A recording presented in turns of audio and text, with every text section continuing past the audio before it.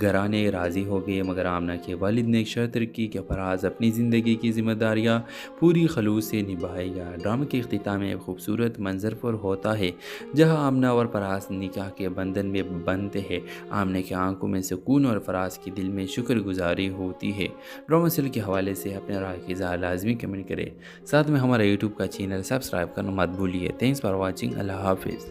Hello viewers, Karachi کے ایک بڑے تعلیمی ادارے میں آمنہ اور فراز کی پہلی ملاقات ہوئی۔ دونوں کا تعلق مختلف دنیاوں سے تھا۔ آمنہ ایک درمیانی طبقے کے گھرانے کی بیٹی تھی جہاں پر فیصلہ والدین کی مرضی سے ہوتا۔ وہ خواب دیکھتی ضرور تھی مگر ان خوابوں کو زبان دینے کی ہمت کبھی نہ کرتی۔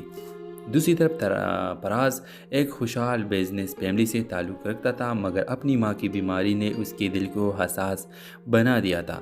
وہ اکثر اپنی کلاس کے بعد لائبریری میں وقت گزارتا۔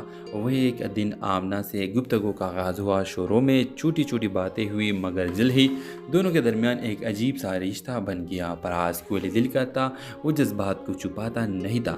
آمنہ کی خاموشی اسے اپنی طرف کھینچتی تھی۔ آمنہ کے دل میں بھی فراز کی باتوں کی گونج رہنے لگی مگر وہ ڈرتی تھی۔ اس کے والدین سخت مزاج تھے اور اپنی بیٹی کا رشتہ پہلے ہی ایک قریبی رشتہ دار کے بیٹے کے ساتھ طے کرنا چاہتے تھے۔